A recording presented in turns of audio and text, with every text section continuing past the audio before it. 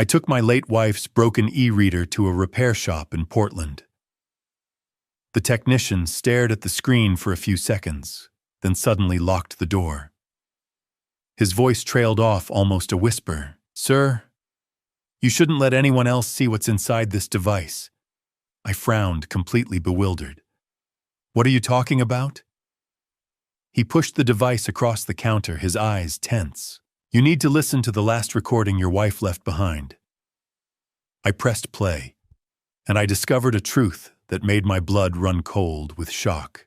Hello everyone, welcome to today's story. Before we continue the mysterious recording, please like, subscribe, and comment where you're watching from. Note, this is a fictional story. Some details are dramatized to enhance storytelling and offer thoughtful, meaningful reflections. Any similarities to real people or places are purely coincidental. The smell of burnt solder and ozone always made my skin crawl, but today the static in the air felt like a warning from the grave. I sat on a stool that creaked under my weight, feeling the grit of the repair shop floor beneath my boots. I am Thane Garrison, a 70-year-old retired hazelnut farmer with hands calloused by 4 decades in the Oregon soil, and I was currently clutching my late wife's e-reader like a sacred relic. The glass was spiderwebbed with cracks, a jagged map of the moment everything fell apart. Most people would see a broken tablet and think of the cost of a replacement. But I only saw the last thing Jessica was holding when she collapsed on our kitchen floor. My children thought I wanted it fixed so I could finish the historical novels she loved. But that was a convenient lie. I brought the device to Portland because I noticed her fingers were fused to it in her final moments, as if she were trying to protect a secret from the very air she was losing. 2 months of silence had passed in our farmhouse, and the weight of that silence had become a physical burden I could no longer carry without answers. Corbin Mercer, a 30-year-old electronics technician with wire-rimmed glasses and a nervous twitch, emerged from the back room looking visibly shaken. He didn't hand the device over to me across the cluttered counter. Instead, he scanned the storefront for other customers before leaning in close. His pencil was doing a jittery tapping dance against his clipboard, a sharp, rhythmic sound that grated on my nerves. I asked him if there was a problem with the billing, my voice sounding older and more tired than I cared to admit. Click. The sound of the deadbolt sliding home as Corbin locked the front door felt like a guillotine dropping. He beckoned me into the back room of his shop, away from the storefront cameras, into a cramped space that smelled of old dust and hot plastic. I followed him, my heart hammering against my ribs. I had lived through 70 years of Oregon winters, but the chill I felt now had nothing to do with the weather. He sat me down in front of a terminal where the blue hum of a diagnostic monitor washed over us like a ghost. Corbin plugged the e-reader into the machine, his fingers trembling as he navigated through layers of code that looked like nonsense to a man who spent his life studying soil, pH, and harvest yields. He told me that the storage wasn't filled with the novels I expected to see. Instead, the memory was packed with encrypted high-bitrate audio recordings disguised as mundane system logs. How could a woman who barely knew how to text hide a digital paper trail this deep? I stared at the screen, a cold dread pooling in my stomach. These were hidden intentionally. Corbin whispered, his eyes darting toward the door we had just locked. This wasn't a glitch or a collection of audiobooks. These were timestamps, and every single one of them matched the final week of my wife's life. He admitted that he had almost wiped the drive as part of the standard repair until he saw the file names. My curiosity was no longer a quiet ache. It was a visceral, screaming need to know what Jessica was so afraid of. Corbin's finger hovered over the play button on the diagnostic screen, his voice trembling as he whispered that I needed to hear how this starts. The sound of static breaking into a familiar shaky voice sent a tremor through my soul. Hearing Jessica's voice wasn't like a comforting memory. It was like a cold hand reaching out of the Oregon mist to grab me by the throat. I stood frozen in that cramped back room, the blue light of the diagnostic monitor casting long, sickly shadows across the cluttered workbench. The recording was grainy, a whispered confession captured in the dead of night. Thane, she said, and my name sounded like a prayer and a warning all at once. If you are hearing this, the blue ones aren't mine. I have to hide the real medicine because someone is swapping my bottles. I felt the air leave my lungs. This wasn't just a digital diary of a grieving woman. It was a desperate breadcrumb trail left by a wife who knew her sanctuary had been breached. Corbin Mercer immediately cut the audio before the sentence could even settle in the air. He looked at the door he had just deadbolted, his face pale under the fluorescent hum of the shop lights. He told me he couldn't let me listen to the rest there, that it was far too dangerous for both of us if someone was watching. My heart hammered a frantic rhythm against my ribs as I looked at the e-reader, realizing it was no longer a relic, but a ticking bomb. Have you ever felt the ground vanish beneath your feet while you are still standing? That was the moment I realized my home was no longer a sanctuary, and the people I called my own might be the very wolves I had let through the gate. Corbin didn't ask for payment.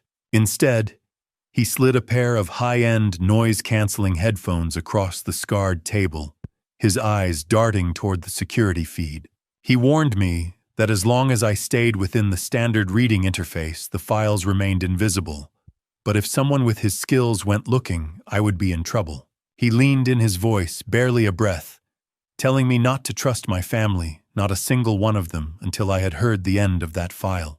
I tucked the device deep into the pocket of my wool coat, its weight feeling like a lead sinker pulling me down. I walked out into the freezing rain, the icy water soaking through my clothes as I climbed into my old truck. The smell of wet asphalt and pine filled the cab, but it did nothing to clear my head.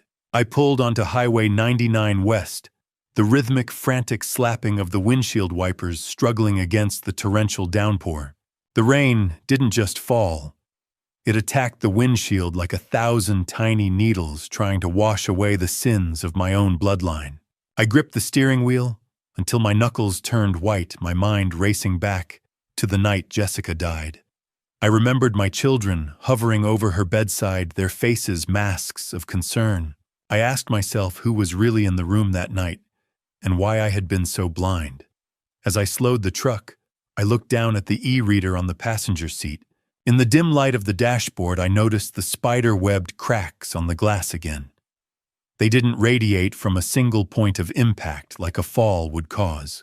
It looked intentional, as if someone had tried to crush the life out of the device under the heel of a heavy boot.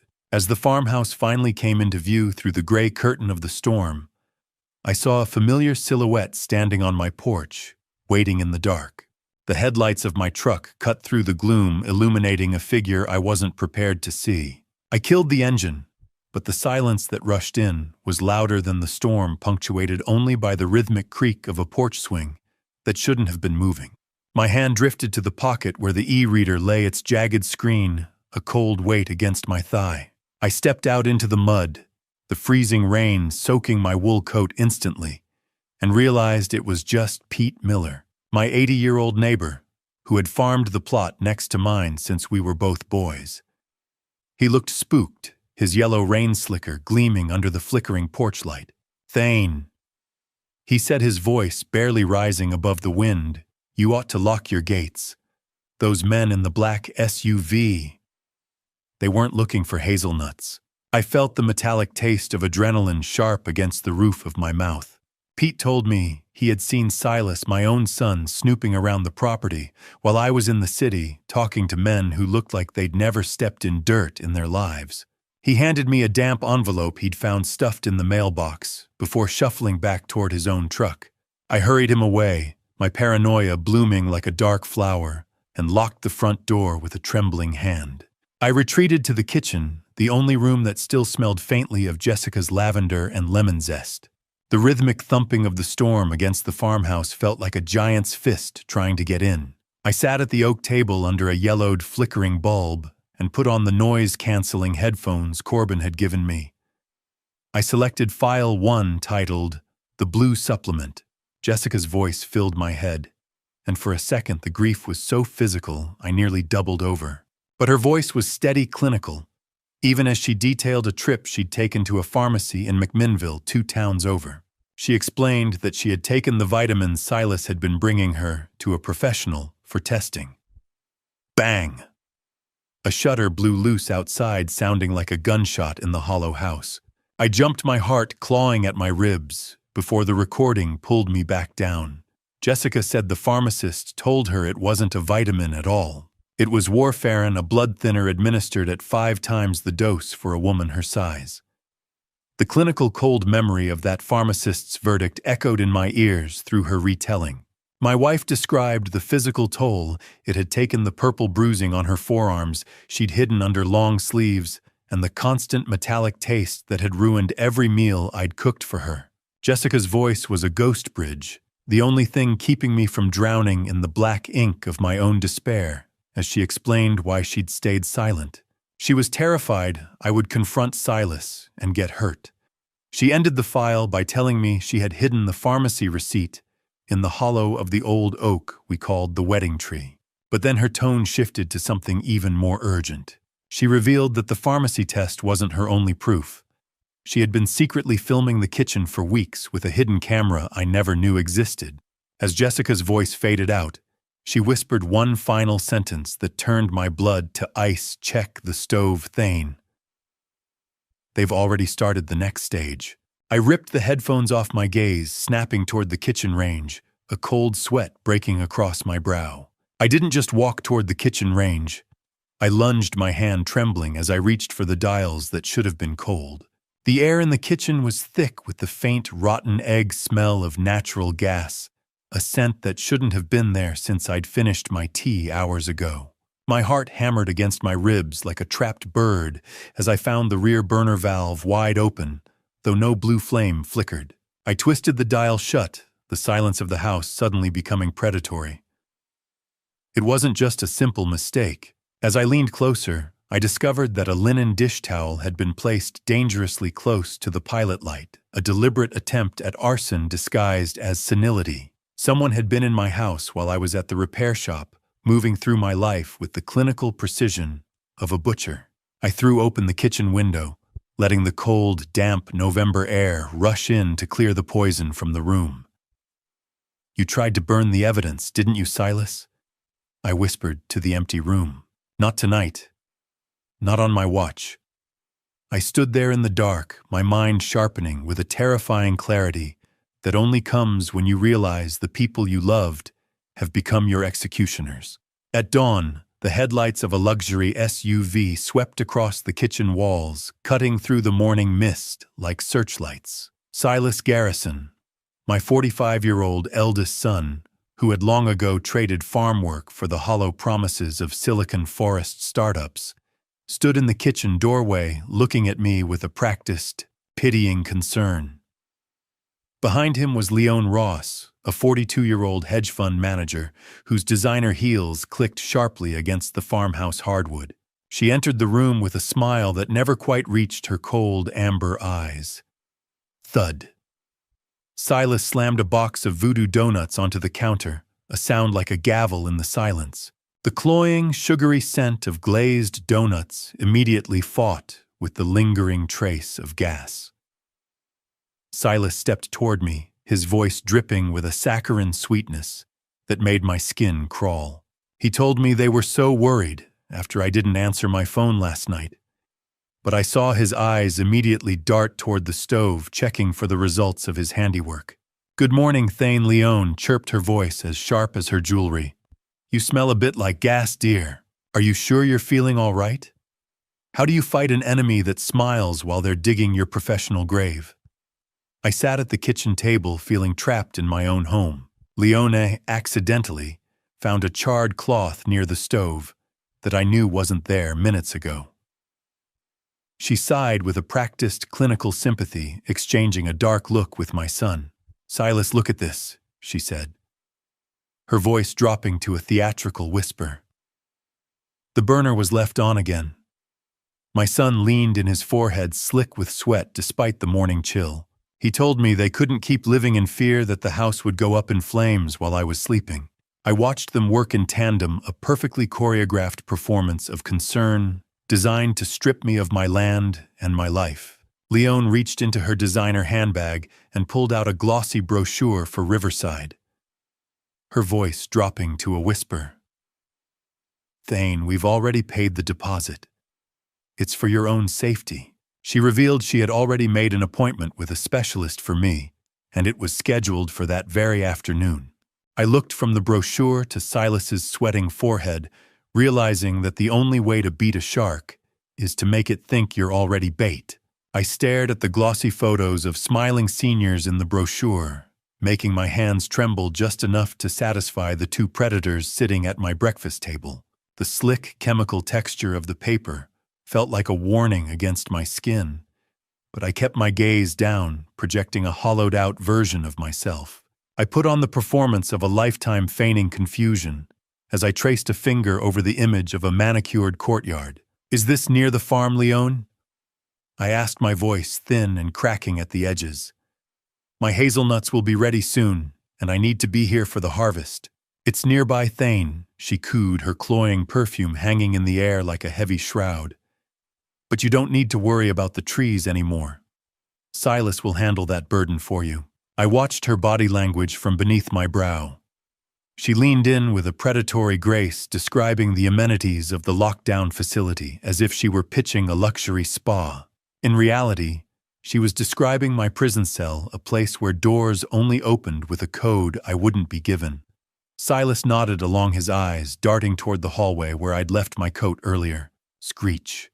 Leon's chair scraped against the floor, a sound that felt like a knife on bone, signaling a shift in the air. Thinking they had successfully broken my spirit, the two of them began talking as if I had already faded into the wallpaper. They discussed the neighboring interests, and my ears caught the sharp mention of a state permit deadline for the energy company. Silas whispered about the land title, insisting they needed the power of attorney signed today to close the deal by Friday. I learned then that Leon wasn't just aiming for a quick sale of my life. She had a side deal with the drilling company to bypass environmental checks once I was declared legally incompetent. "He's too tired to fight us, Silas," she murmured, her voice stripped of its fake warmth. "Just look at him." Their kindness was a velvet shroud, soft to the touch, but designed to suffocate every right I had to this soil. As they prepared to leave, Silas made a show of helping me tidy the kitchen, but I saw his hand dip into the small ceramic bowl by the door. I heard the faint rattle of the brass key to the external storage shed as it disappeared into his pocket. "We'll see you tomorrow, Dad," he said, patting my shoulder with a hand that felt leaden. "Rest up. You look confused." I forced a vacant smile, whispering that I'd be right here and that I wasn't going anywhere. Once their SUV crunched over the driveway gravel and disappeared from view, the mask dropped. I felt a surge of cold adrenaline as I raced toward the study to verify my defenses. I opened the bottom drawer of the desk where I'd tucked my documents, only to find a hollow sound echoing in the empty space. My passport was gone, stolen by my own son, to ensure I couldn't flee before the Monday admission. My breath hitched as I realized the theft went deeper. I reached behind the loose panel where I'd hidden the e-reader, but my fingers met nothing but cold, empty air. I didn't let the panic take me. I took a deep breath, scanning the room for the one thing they couldn't have known I possessed.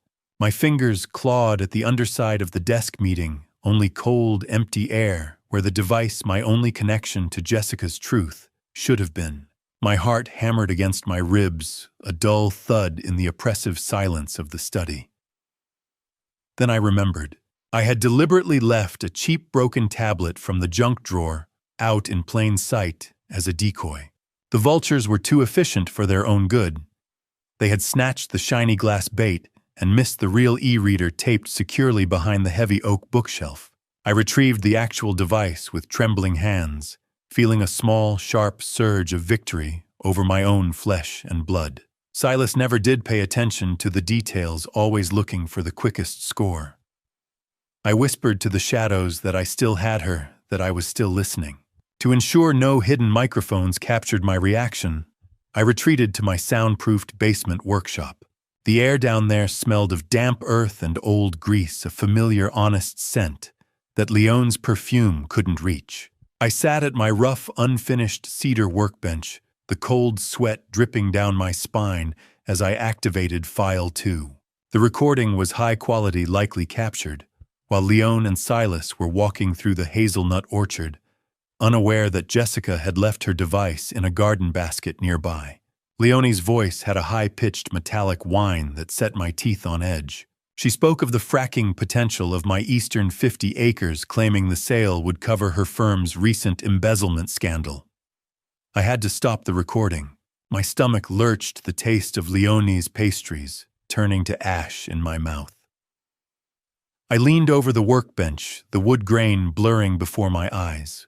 How much is a father worth in the eyes of a son who only sees dollar signs in a sunset? I forced myself to press play again. Silas sounded pathetic, a small man begging for a larger cut to settle his gambling markers. Leon brushed him off, stating that once the old man was safely at Riverside, they would sign the easement. She noted that the energy company wouldn't care about the incidents that led to my admission. Silas asked if I was really that confused, or if they were just making sure I was. The recording revealed a brutal timeline. They had exactly 5 days until the state's natural gas auction. Leon mentioned that the supplements were just the first phase. Riverside was where they would finish the job by ensuring my heart gave out under the stress of what they called dementia-related agitation. I stared at the concrete wall of the basement, the e-reader's glowing blue light, the only thing visible in the dark. "He's 70, Silas," she said, her voice devoid of any human warmth. "Men his age have strokes every day. It's expected."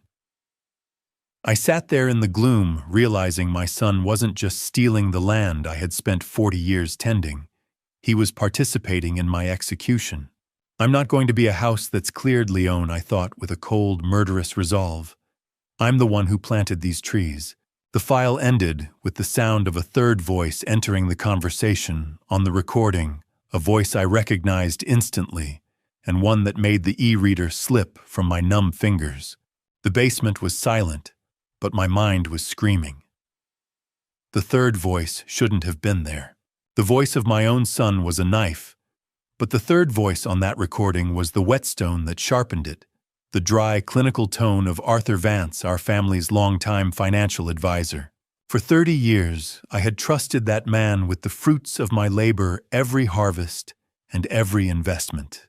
Now, hearing him discuss the asset liquidation of my life with Leon felt like a physical violation.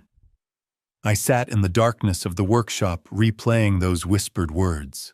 They weren't just planning a sale. They were dismantling the structure of my very existence. I realized then that the conspiracy wasn't limited to a rotted branch of my family tree. It was the entire orchard. Fearing the farmhouse was bugged, I didn't dare turn on the lights. I packed a small bag with a few essentials and the precious e-reader, my heart hammering a frantic rhythm against my ribs. I couldn't risk the front gate cameras. I slipped out through the back, my boots sinking into the familiar hazelnut soil as I navigated the groves in the pre-dawn shadows. "Not you too, Arthur," I whispered to the cold wind. "Not after all we built together." I reached my truck parked hidden near the old barn and began the long, paranoid drive to Portland. I arrived at the 8th floor offices of Alaric Benedict, looking like a man who had crawled out of a shipwreck, the grit of the orchard still clinging to my heels. Alaric Benedict, a 65-year-old attorney with a silver-maned head and a reputation for being the most ethical shark in the Portland legal waters, stood as I entered. He didn't ask questions. He simply ushered me into his sanctuary of old leather and high-end espresso. Silence. The Portland traffic hummed 8 stories below, but in that office the air was as thin as a vacuum as I played the first 3 minutes of File 2. I watched the blood drain from Alaric's face as Leon's sharp voice filled the room.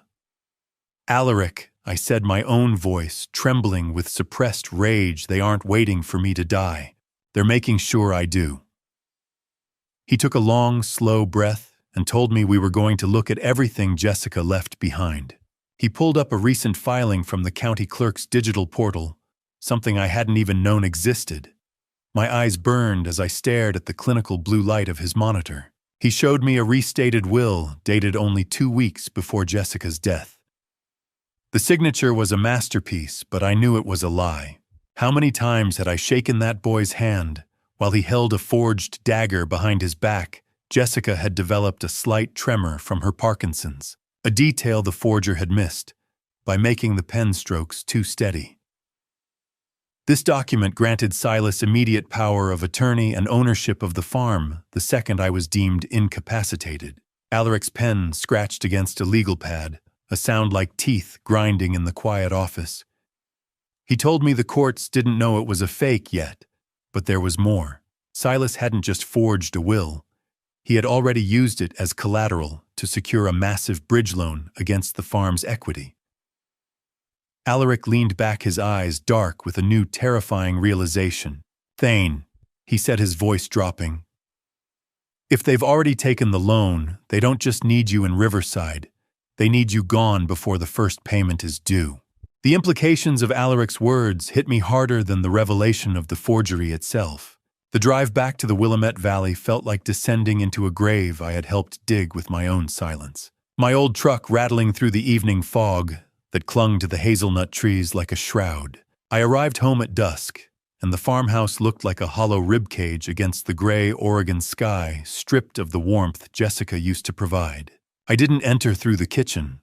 I couldn't bear to see the stove where they had tried to stage my final lapse into senility. Instead, I bypassed the main floor entirely and retreated to the soundproofed basement workshop. The air down there was thick with the smell of damp concrete and motor oil, a familiar, honest scent that usually offered me peace. Today, it only felt cold. My hands were shaking as I navigated the e-reader's interface, my fingers clumsy against the cold glass. "I'm still here, Jessica," I whispered to the shadows. "I'm still listening. They won't take the land, not while I'm still breathing. Leone isn't just paying for high-end care at Riverside. She's paying Linda, the head nurse, a direct 15% kickback of the fracking millions to facilitate a medical erasure of my very existence." I played File 3, a surreptitious recording of a phone call Leone made from our very porch while I was likely napping.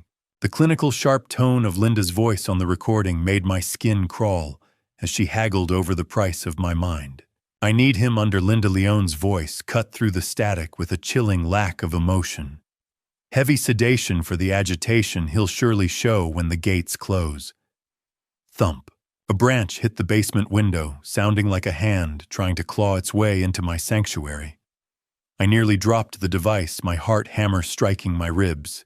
"For 15%, Linda replied, her greed audible even through the low bitrate audio. "I'll make sure he doesn't remember his own name, let alone a hazelnut tree. How much does a human soul weigh when it's being traded for drilling rights in a Portland boardroom?" The audio continued as Leone confirmed the move-in date for Monday morning. She mentioned that the first bridge loan payment was due on the 15th, and she needed me medically incapacitated by then to finalize the deed transfer without a fight. Staring at the gray concrete wall, I realized that Riverside wasn't a nursing home. It was a processing center for my disappearance. Monday was the point of no return. I have spent 70 years building a life tending this soil only to have my own blood treat me like a nuisance to be erased for a ledger entry. In the background of the audio, I heard a rhythmic, repetitive scratching. It was the sound of a pen on paper.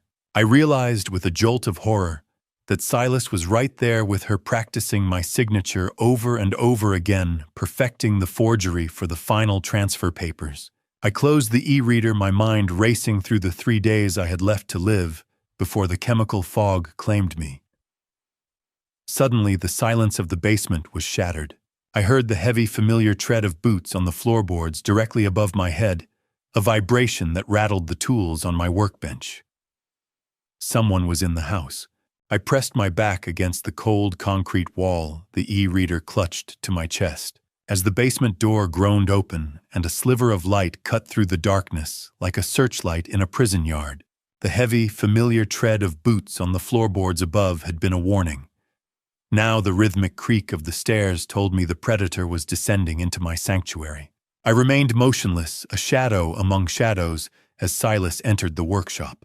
He didn't turn on the overhead lights, preferring the narrow yellow beam of a high-powered flashlight that danced over my cedar workbenches and tool racks.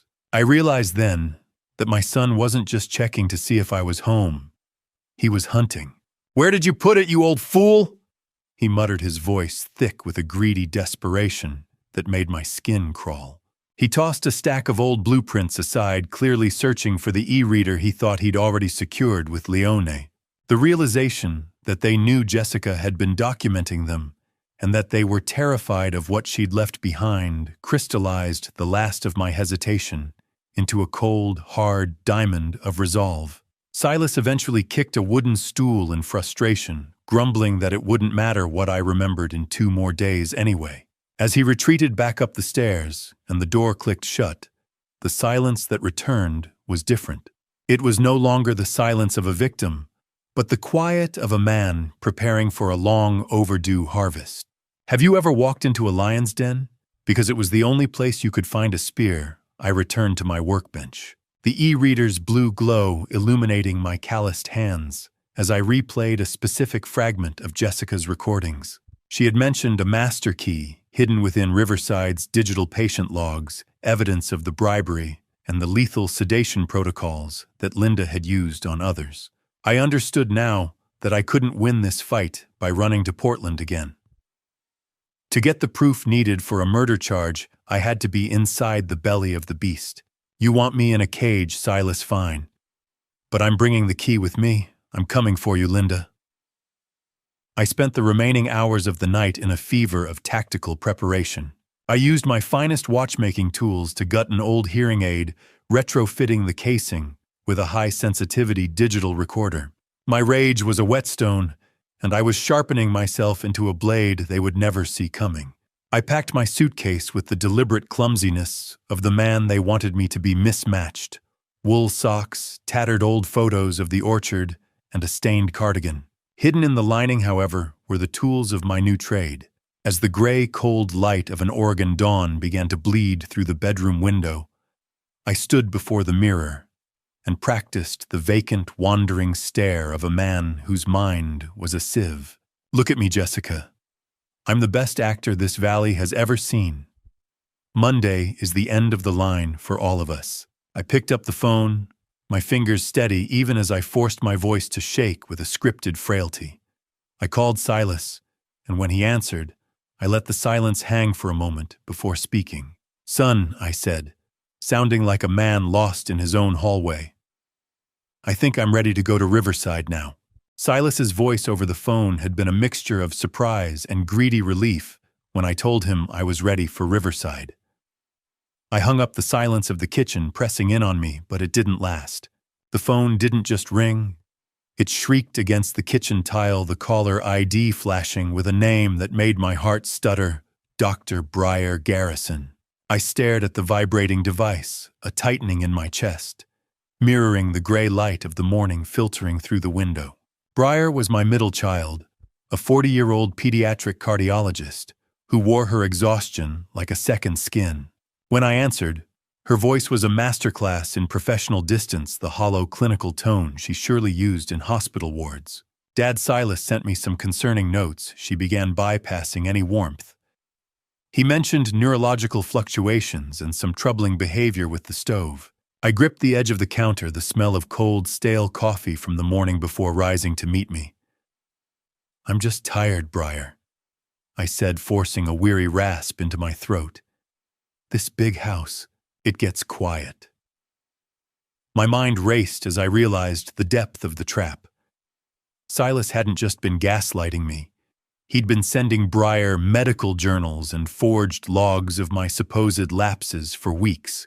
He was building a clinical case using my daughter's own expertise to legitimize my incarceration. She started using medical jargon, executive function, cognitive units, neurological decline, that made me feel like a specimen under a microscope rather than a father. How do you tell your own daughter that the brother she grew up with is counting the minutes until his father's heart stops?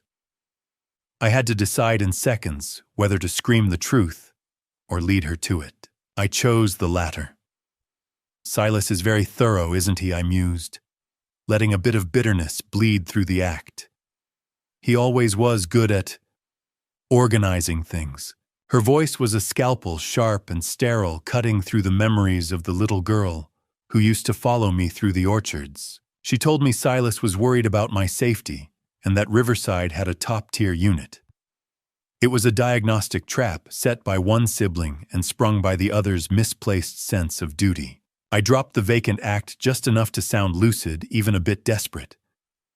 "Briar, come to the farm tomorrow morning," I urged. "Just you. No Silas, no Leone. I found something of your mother's, something only you would understand." I could sense her hesitation, the doctor clashing with the daughter, who still remembered the smell of the hazelnut harvests. She went silent for a moment, and I could hear the clinical mask crack as she whispered, "Dad, Silas said you were dangerous." "Are you?" I closed my eyes, the weight of the e-reader in my pocket feeling heavier than the house itself. Briar then admitted something that turned my blood cold. Silas had already asked her to sign a medical affidavit supporting my involuntary commitment. He wanted the legal shackles locked before I even reached the facility gates. "I'll be there, Dad," she finally said, her voice small. "Tomorrow morning." I hung up the phone, my hand shaking, and looked out at the hazelnut trees, knowing I only had 24 hours to prove I wasn't the monster Silas had described. I adjusted my hearing aid, the one that wasn't for hearing at all, as the heavy magnetic locks of Riverside Memory Care clicked behind me with a sound like a prison gate closing on a life sentence. The lobby was sun-drenched and pristine, smelling of lemon bleach and floor wax, an artificial paradise designed to soothe the guilt of the living. Silas stood beside me, his impatient greed radiating off him like heat from a wood stove. We were met by Linda, the 55-year-old head nurse, with a smile as sharp as a scalpel and a voice that sounded like silk rubbing against sandpaper.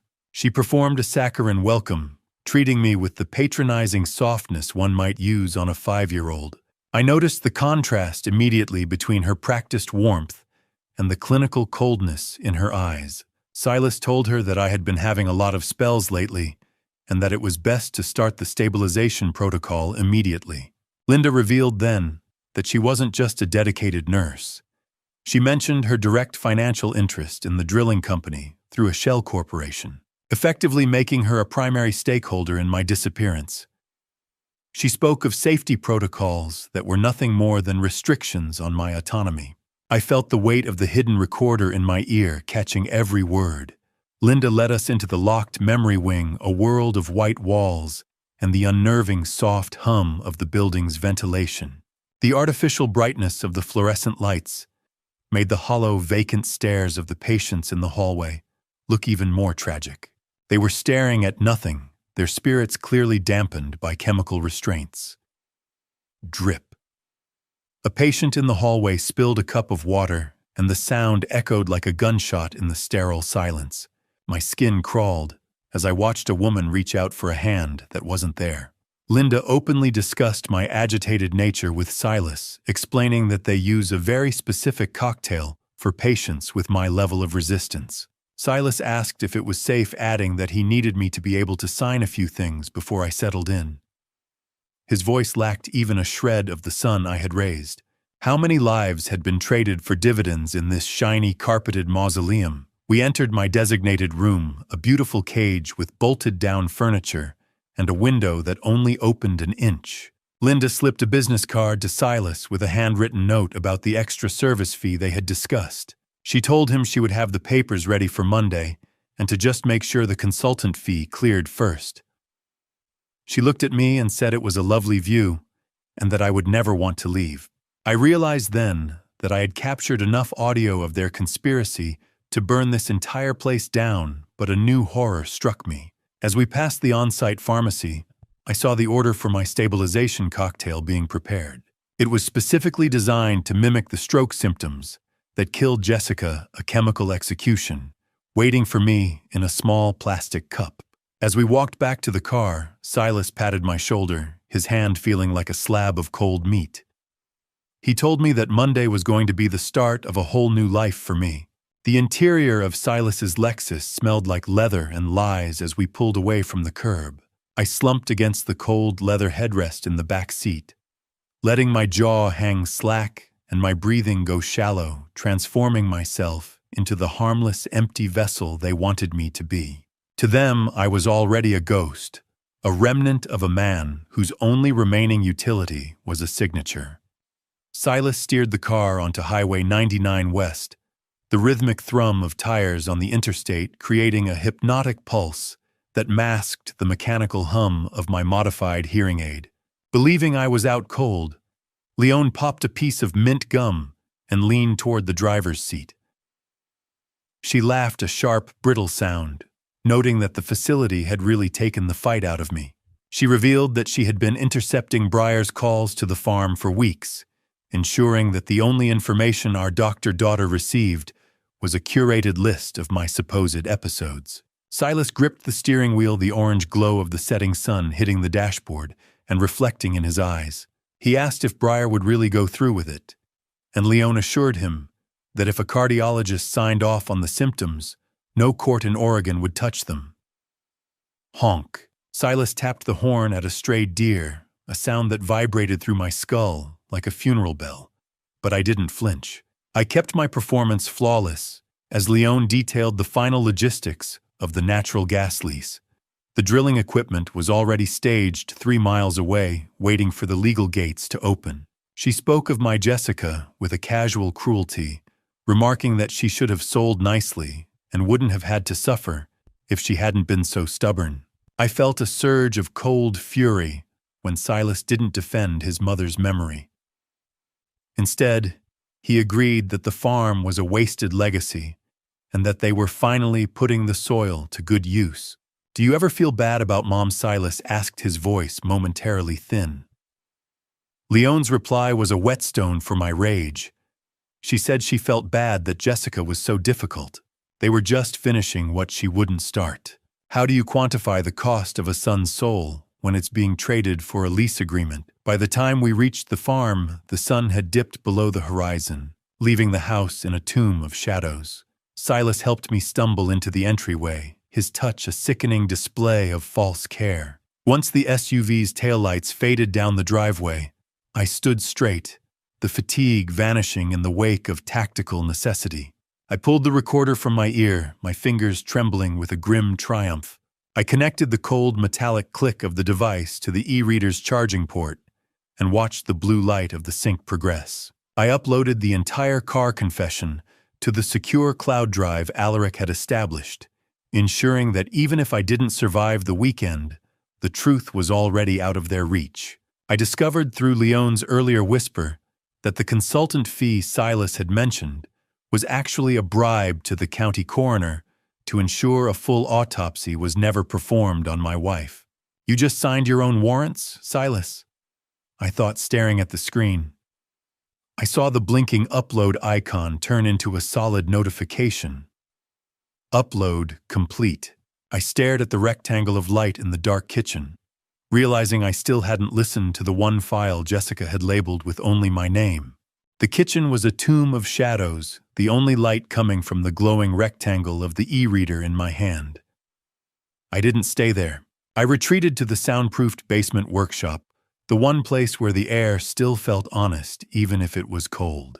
The e-reader screen glowed like a radioactive ember in the basement's shadows, mocking me with the one file I had been too terrified to open, the one Jessica had titled The Pawn. I sat at my workbench, the flickering, dying fluorescent light overhead, casting jittery shadows across my tools. My hands shook as I navigated the interface. I found myself whispering to the empty room, pleading with the memory of my wife. "Please, Jessica, don't let it be him. I'm sorry I wasn't there to see the wolf in the fold." I was thinking of Beckett Garrison, the 35-year-old youngest child, whose eyes still carried the shaky light of early recovery. I recalled his history with addiction and the way Silas always acted as the hero who bailed him out. I finally pressed play. The audio opened with a static, heavy hiss, the background filled with the faint smell of diesel fuel and old hay sounds from the farm's old tractor shed. I discovered quickly that Silas specifically targeted Beckett for a darknet purchase because Beckett's prior criminal record would make him the perfect fall guy if the poison was ever discovered. Silas's voice was low and predatory, reminding Beckett of the $10,000 in drug debts Silas had supposedly erased for him. Silas instructed a shaky-sounding Beckett to use his old darknet contacts to order herbal boosters for their mother. He framed it as a secret way to bypass my stubborn refusal to use modern medicine, weaponizing Beckett's desperate desire to help Jessica. Crack. I squeezed the e-reader so hard, I thought the plastic would shatter along with my heart. "It's just an herbal supplement," Silas's low, confident voice vibrated through the speakers. "Dad's too old to understand." "Do you want Mom to suffer?" "I don't know." Silas Beckett replied, his voice thick with the pathetic, desperate gratitude of a man who thought he was being saved. "Ordering stuff like that is how I got in trouble last time." The recording captured Silas handing him a prepaid crypto card and a list of specific vendors. He promised Beckett that this would square their debt and make him the family's savior. "You'll be a hero," Silas urged. "Now go home and order the blue supplement. Jessica needs it." My eyes stung with salt as I realized that Silas didn't just kill my wife. He used our brother's trauma as the murder weapon. How can a man share the same blood as a brother he's prepping for a prison cell? The final seconds of the recording were the most brutal. Silas mentioned the debt again, but his tone shifted when Beckett stepped away. In a muffled aside, Silas revealed that he didn't just bail Beckett out. He was secretly the one who had informed the police about Beckett's previous drug deal to create that debt in the first place. He had manufactured Beckett's ruin years ago, just to have a tool ready for this moment.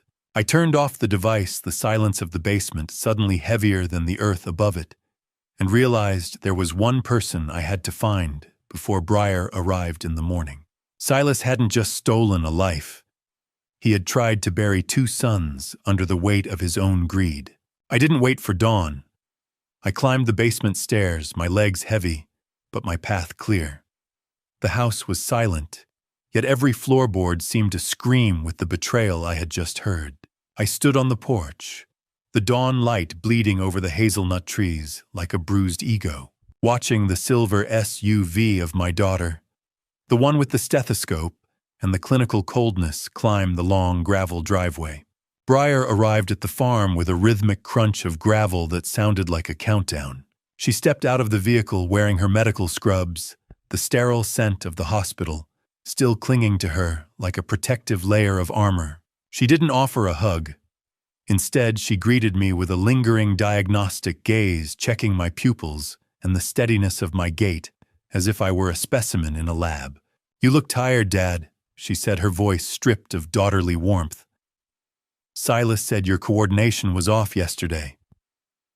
I leaned against the porch railing, feeling the damp morning mist on my neck. "Silas says a lot of things, Breyer. Come inside. The coffee is fresh."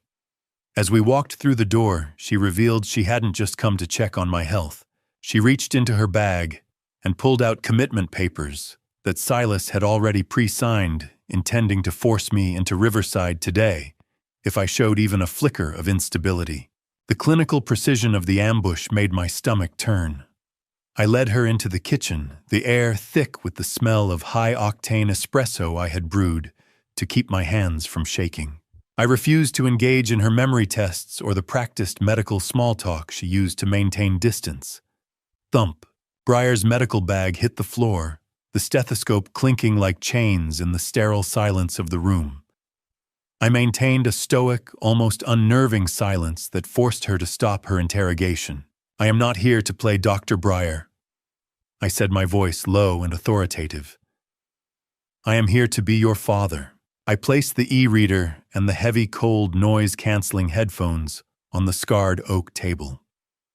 I gestured for her to sit in the very chair where Jessica used to record her logs. "Just listen," I commanded. "Don't speak until the files are done." She put on the headphones with a weary, skeptical sigh, her posture radiating the belief that she was humoring the ramblings of a grieving, confused mind. "How many years of medical training does it take to recognize the sound of your own mother accusing your brother of murder?" I watched her face closely as the first audio file started. I saw the exact moment her professional mask began to crack, the subtle, sudden widening of her eyes when she heard Jessica's voice describing the specific lethal dosage of warfarin. "Wait, that's Mom," she whispered, her hand trembling as she reached for the volume. "Listen to the science, Briar," I told her. "You're the cardiologist." She looked toward the window, her eyes darting as if searching for an escape, but I knew I had an ally she didn't know about. I had Beckett watching the back of the house the entire time from the old barn, ensuring that Silas hadn't followed her to the farm to interrupt this moment. Briar's hand flew to her mouth, her face going a ghostly, clinical white, as Jessica's voice on the recording whispered, "Briar, if you're hearing this, it's because Silas thinks you're as blind as your father." The kitchen clock ticked like a countdown as I watched my daughter become a doctor again. But this time, the patient was her own soul. I watched the clinical armor of my daughter shatter into 1,000 jagged pieces, the cardiologist replaced by a terrified child who had just heard her mother's death sentence narrated in her own voice. Briar ripped off the headphones, her hands shaking so violently she nearly knocked the cold coffee over. She began to hyperventilate, the sharp, stinging cold of the kitchen floor forgotten, as her medical mind automatically cross-referenced Jessica's described symptoms: the bruising, the dizziness, the metallic taste with chronic warfarin toxicity. She realized then that Silas had been sending her altered blood work results from a private lab for months, masking the poison as a natural decline in health. "I missed it, Dad," she choked out, her voice a ragged, panicked whisper. I looked at the chart Silas gave me instead of looking at my own mother. High-dose warfarin. It mimics a hemorrhagic stroke perfectly. He knew exactly what he was doing. I sat in silence, letting the weight of her guilt settle before I showed her the forged will and the financial logs I had discovered with Alaric. Briar stared at the digital screen, the sight of the forged signature illuminating the dark reality of our situation. She realized that Silas didn't just want the land. He wanted to erase everyone who could contest his right to it. She recalled the phone calls where Silas subtly steered her away from visiting, realizing now that it was a coordinated isolation campaign. Shatter. Briar's grip tightened until the ceramic mug in her hand developed a hairline fracture, a silent scream in the quiet room that mirrored the internal collapse of her world. The realization that her brother had used her medical license as a shield for his crime turned her grief into a cold, focused fury. "He used me, Dad," she said, her eyes now burning with a rising rage. "He used my title to keep you locked in his narrative. Silas didn't just kill her. He made us accomplices in his silence." I watched her transformation, the clinical mask, replaced by a warrior's resolve. Can a house built on 40 years of love survive a flood of such absolute calculated evil? I believed it could, provided we were willing to fight as dirty as the vultures circling us. Briar stood up, her medical bag gripped like a weapon. She agreed to join my counter-trap, promising to use her status as a doctor to lead Silas into a false sense of security. We began planning the family meeting for Sunday night, where she would pretend to be the one enforcing the Riverside commitment. "I'm going to make him feel safe, Dad," she promised, her voice like strategic steel. "I'm going to be the doctor he expects. We don't just stop them, Briar," I reminded her as a distant truck passed the house, vibrating with the omen of our task. "We destroy them." She revealed then that she had access to Silas's private medical portal and could see that he'd already been researching end-of-life care for me, confirming that Monday was intended to be my final sunset. Briar looked me dead in the eye, her medical bag gripped like a weapon. "He wants a doctor to sign those papers tomorrow, Dad. I'll give him exactly what he wants." The plan wasn't just about justice anymore. It was about survival. The farmhouse didn't just have walls anymore. It had eyes, tiny, unblinking lenses hidden behind every family portrait and within the hollowed-out spines of Jessica's favorite books. At dusk, Alaric Benedict arrived with Corbin Mercer and a specialized tech team disguised as a plumbing crew. They moved through the halls with military precision, the metallic smell of wire strippers and solder soon mixing with the scent of old wood. I watched as Corbin opened a panel behind a picture of my wedding day, his fingers deftly threading a fiber optic camera into the drywall. I realized that the plumbing crew Alaric had hired was actually composed of off-duty state investigators, men whose presence ensured that the chain of custody for every pixel of digital evidence would remain unbroken. My sanctuary was being transformed into a high-stakes surveillance hub, a cold necessity that felt like peeling back my own skin. "Corbin," I whispered, watching the blue, ghostly glow of his laptop as he tested the feed, make sure the audio is clean. "I need every rasp of Silas's greed captured." He nodded without looking up, assuring me that once they started talking, they were done. In the dining room, Briar was working with Alaric to rehearse her role. I stood in the doorway observing my daughter's transformation into a double agent. She was practicing the clinical detached tone of a doctor, resigning her father to state care. Her face a mask of professional resignation that made my heart ache. She helped place the microphones in the centerpiece, positioning them exactly where Silas and Leon were most likely to lean in when they spoke of their fracking millions. "I have to sound like I've given up on you, Dad," she said, her voice briefly cracking. "It's the only way he'll drop his guard." Red. A tiny LED light blinked from the smoke detector, the eye of the storm watching me from above. It was a silent witness to the shared burden we were now carrying, a professional resolve that felt as heavy as the house itself.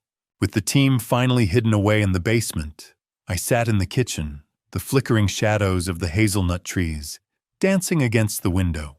I picked up the phone, my fingers steady even as I prepared to lie to my own flesh and blood. I called Silas, adopting the shaky, compliant voice of a man who had finally been broken by the weight of his own supposed mind. "Son, I think I'm ready," I said, letting a faint tremor seep into my words. "I don't want to be a burden anymore. I think Monday is the right choice." Silas didn't even hesitate. His voice over the line was a greedy, breathless laugh of relief. "That's the right choice, Dad," he replied. "Leon already has the papers ready. We'll be there Sunday at 6. Have you ever invited your own executioners to dinner, just to see the look on their faces when the rope breaks during the call?" Silas mentioned almost casually that they'd already sold my old truck to a local wholesaler, proving they considered the farm transition a fait accompli. He didn't even think I'd need a way to leave anymore. I hung up the phone and looked at Briar, my voice returning to its true cold steel as the investigator in the basement signaled a successful recording. "They're coming," I told her, my eyes fixed on the driveway. "And they're bringing the devil with them." The farmhouse was quiet once the team retreated to the basement, but the silence felt like a coiled spring. I made my way to my bedroom, moving slow, my footsteps heavy on the floorboards that had supported me for 42 years. The house felt like a hollowed-out skull, but in the quiet of my room, the scent of Jessica's lavender sachets still lingered, a ghostly reminder of the woman I was about to avenge. I sat on the edge of the bed we shared, feeling the softness of the worn quilt beneath my calloused palms. I avoided the downstairs where the investigators and Corbin were huddled around monitors. I needed a moment of genuine connection before the final performance began. I picked up the e-reader, my thumb hovering over the file labeled simply, "For Thane, my love." I discovered then that Jessica had known she was dying months before the stroke that eventually took her. She had spent that final season intentionally setting up this digital device as her final witness, knowing the vultures would ignore a simple tablet in favor of the larger assets. "One more time, Jessica," I whispered to the empty air. "Just let me hear you one more time. I'm not ready to say goodbye, but I am ready to fight." I pressed play, and her voice filled the room, soft, intimate, and stripped of the clinical distance found in the earlier surveillance logs. Unlike the grainy audio from the tractor shed, this recording was filled with a tragic, haunting beauty. She didn't talk about poison or deeds. She spoke about the morning mist in the orchards and the way I looked at her when we planted our first oak decades ago. Silence. The audio cut for a second, and for one terrifying heartbeat, I thought I'd lost her forever. But then her breath returned to the speaker. "Look for me in the trees." "Thane," she said, her voice a warm, grainy texture that made my chest tighten. "Every time the wind moves the leaves, that's me telling you I'm proud. You were always the strong one. Don't let their lies make you feel small. How can a few megabytes of data carry the weight of a 42-year marriage?" I listened to her. "Give me permission to be the man she knew, the one who protects the truth even when the world is burning." The recording ended with a specific plea to save Beckett, whom she knew was being manipulated by Silas's cruelty. She told me that justice is a harvest that takes time, and that I had to be the one to gather it. I closed my eyes as the rhythmic ticking of the bedside clock marked the passage toward dawn. A cold, crystalline resolve settled in my chest, more potent than any grief. I realized I wasn't just a victim or a mole in this play. I was the keeper of her legacy, and tomorrow I would be the storm that cleared the valley. "I hear you, Jess," I said, the tears finally stopping. "I'll save our boy, and I'll bury the wolves." As I turned the device over in my hands, I noticed a slight seam I hadn't seen before. I discovered a physical map, hidden inside the e-reader's protective case, a hand-drawn guide showing exactly where the surveillance equipment was focused in the orchard. I tucked the e-reader under my pillow, the blue light fading as the first hint of gray light touched the horizon. "Good morning, Silas," I whispered to the dark. "It's time to sign your life away." The morning of the reckoning arrived with a deceptive calm. I stood before the hallway mirror, deliberately buttoning my cardigan unevenly, watching a stranger with hollow eyes and a slack jaw stare back at me, a perfect, pathetic decoy. This scratchy wool was my costume, the mismatched buttons my armor.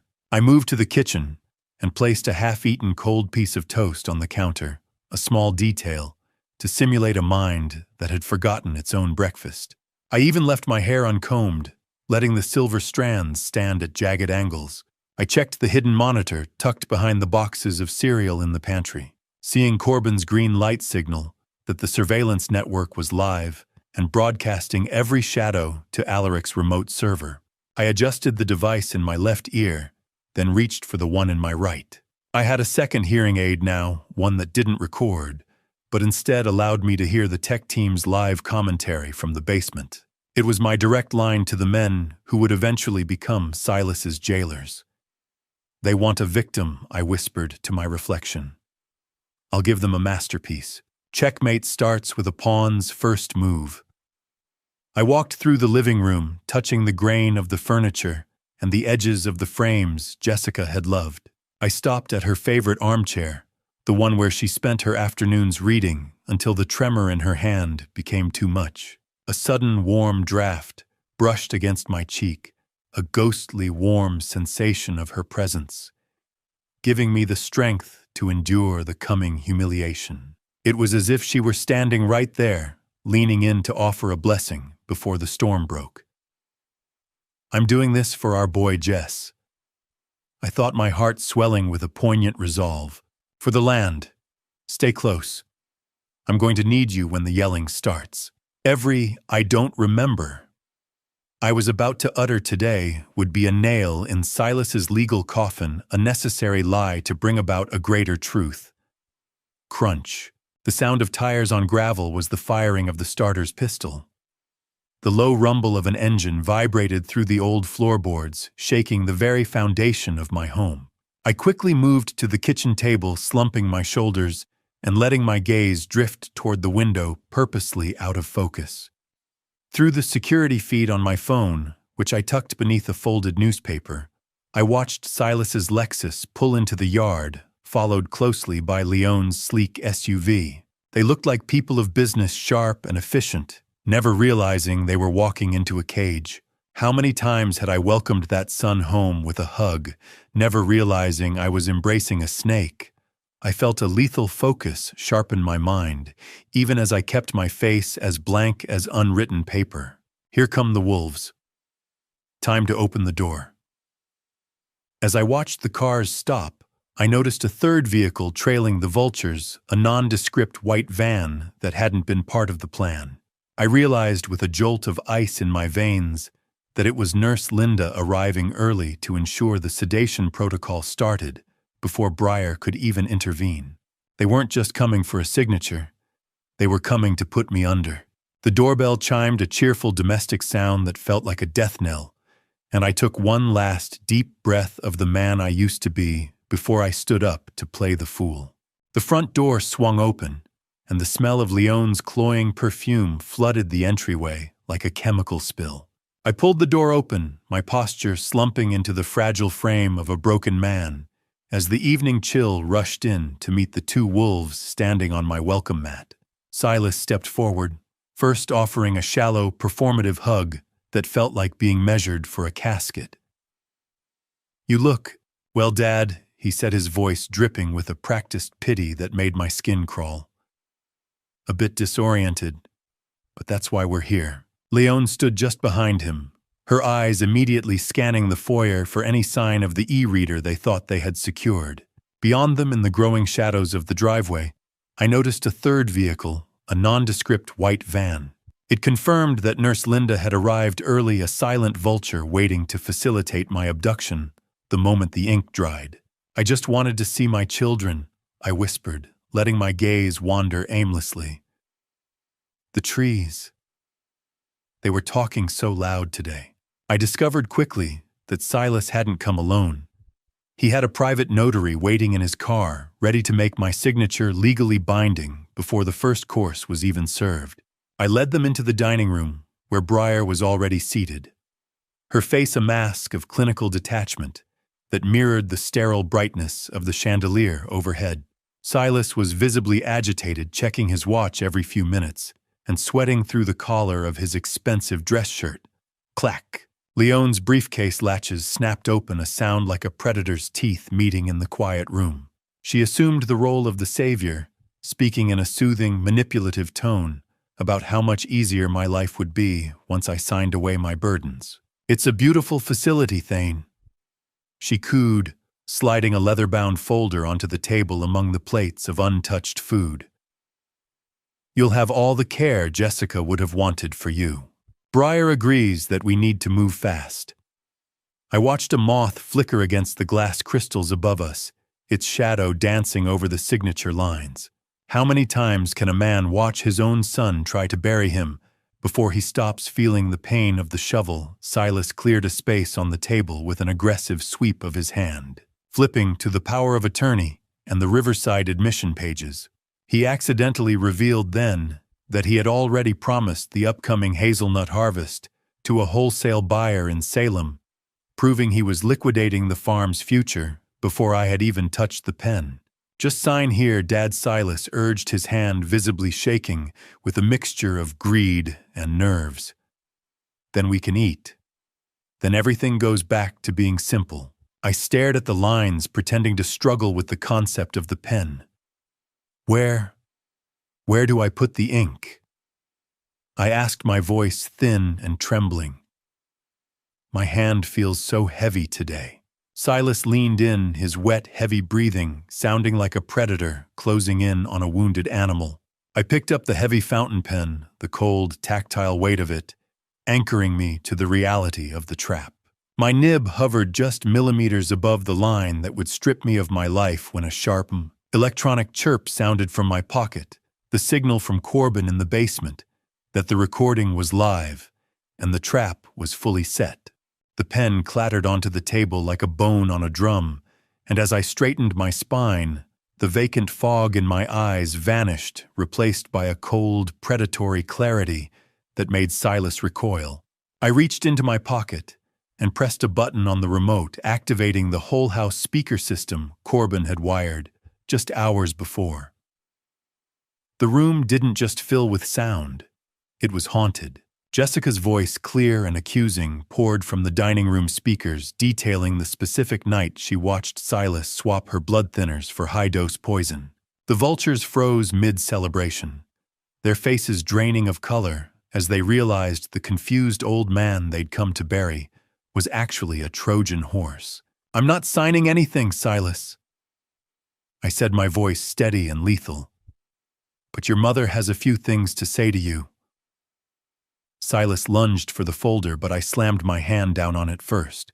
I discovered then that I was broadcasting every gasp of their panic, live to Alaric's office, where a court reporter and 2 state investigators were recording every word as a formal deposition. Silas screamed at me to turn it off, claiming it was some kind of sick joke, but his eyes were wide with a terrifying realization. I switched the feed to the recording from the Lexus. The high-pitched distortion of the speakers didn't hide the sound of their laughter as they discussed manipulating Briar and stripping the land.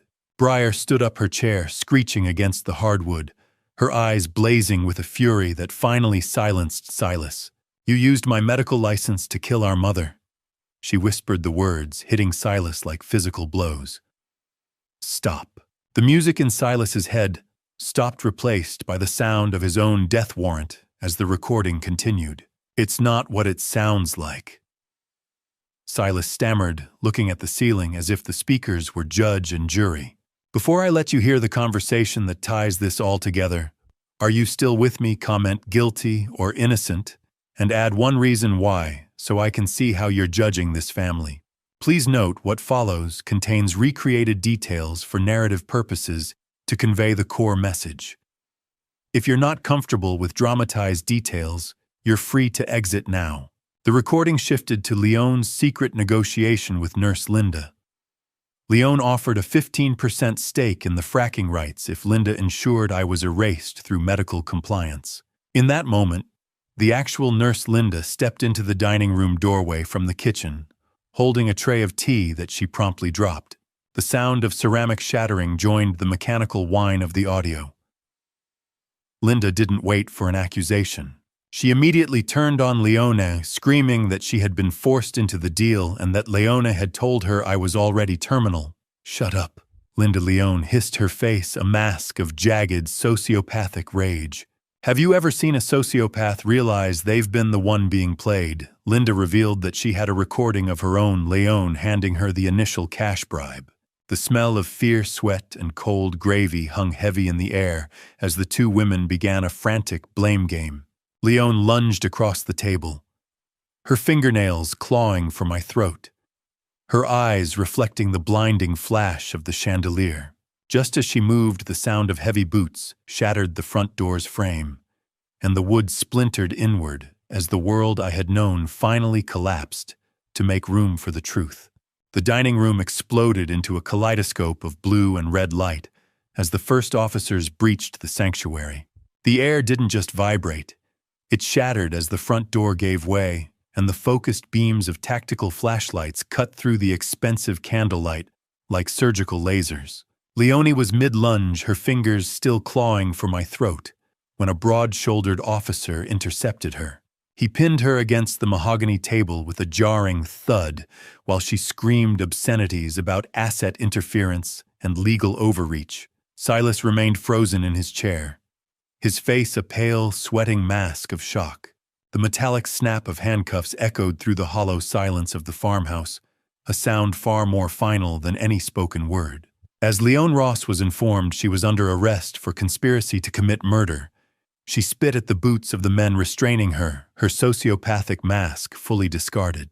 The chaos of the arrests provided a stark, ugly contrast to the calm, digital voice of Jessica still looping in the background, a ghost witnessing the fall of the house she had once loved. I stood perfectly still, watching the predators become prey, feeling a heavy sense of vindication that felt more like lead than gold in my chest. The lead detective, a man with eyes like flint and a jaw set in a permanent scowl, began reciting the Miranda rights to a weeping Silas and a stony-faced Linda. "Stop."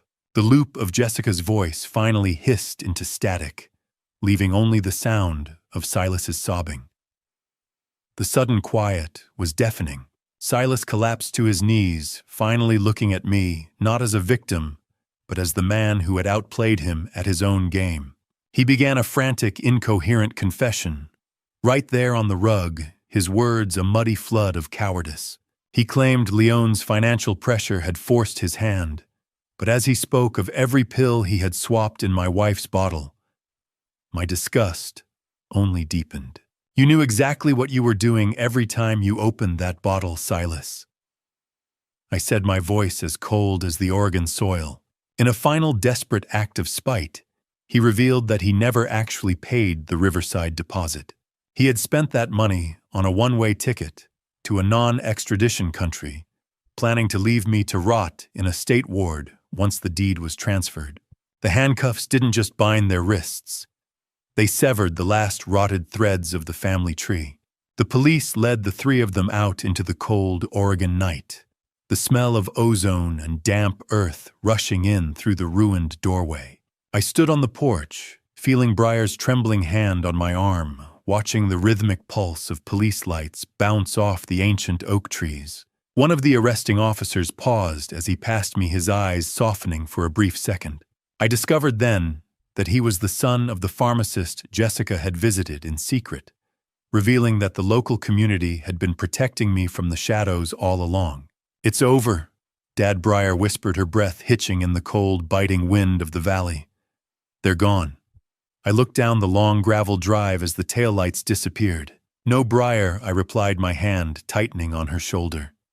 "Now the real work begins." I turned back toward the house, but as the last police cruiser turned onto the main road, I saw a lone figure sitting on the edge of the hazelnut grove, and my heart nearly stopped again. The figure in the shadows didn't move as I approached his silhouette, small against the massive weight of the orchard. I didn't call out to him. I simply walked, my boots heavy in the damp Oregon soil, toward the trembling shadow of the sun I had almost let the wolves devour. The air smelled of damp moss and rotted leaves, the scent of a season turning cold and unforgiving. As I got closer, I found Beckett huddled at the base of an ancient hazelnut tree, clutching his knees and weeping with a primal, gut-wrenching intensity. When he saw me, he tried to scramble away, his movements frantic and uncoordinated. I noticed then that his skin was clammy, his hands shaking with a tremor that wasn't just fear. I realized with a sudden sharp pang that he had been trying to test those supplements himself, exhibiting the same mild poisoning symptoms Silas had likely dismissed as a simple withdrawal from his old addiction. "Don't touch me, Dad," Beckett wailed, his voice cracking. "I'm the one who bought it. I killed her." I reached out and physically restrained him, pulling him into an embrace, not with anger, but with the desperate strength of a father refusing to let the darkness win. "You didn't buy poison, Beckett," I whispered into his hair. "You bought a lie. Look at me."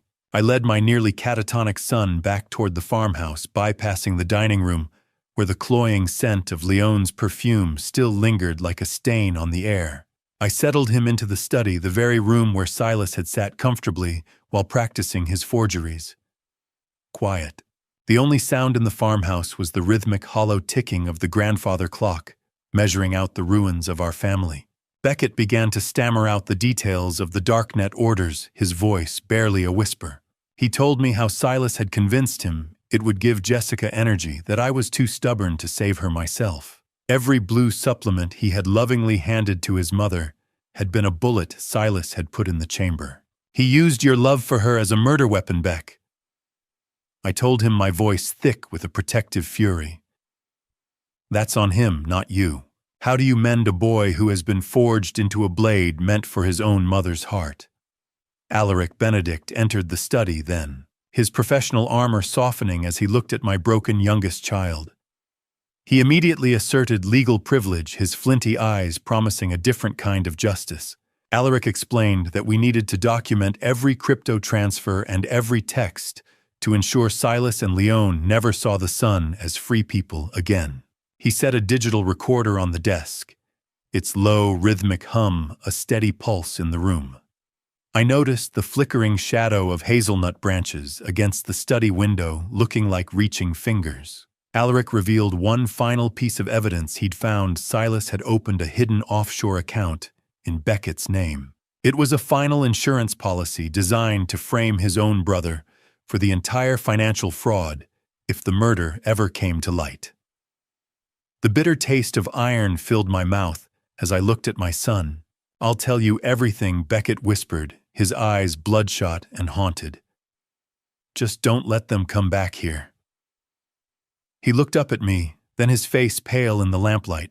"Dad, there's a second package. It's already in the house." The word package hit me like a physical blow, sending my gaze darting around the study for any sign of a hidden threat.